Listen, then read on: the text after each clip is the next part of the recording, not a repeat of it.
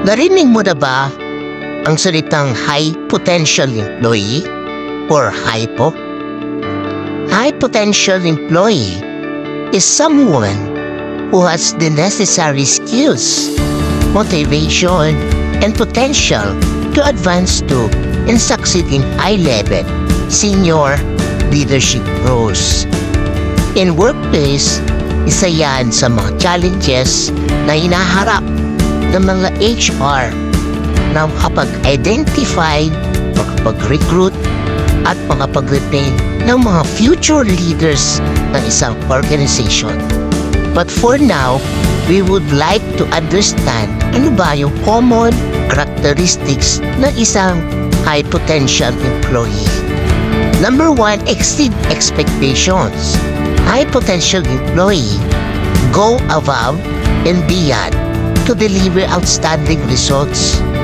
They have a strong record of success and take initiative with difficult projects. Number 2, they lead and inspire others. High potential employees are strong leaders who encourage others to succeed. They tend to have the strong communication, critical thinking, and problem-solving skills. Number 3, adaptable. High potential employees thrive under pressure and in uncertain situations. They value and contribute new ideas to solve problems. Number 5, they value continuous learning. High potential employees have a learning mindset.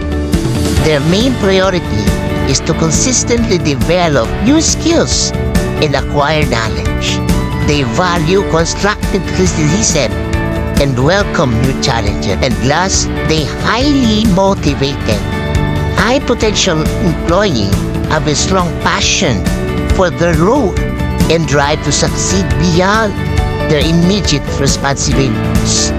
Kaya kapag HR ka, of course, you know how to assess the high potential employee.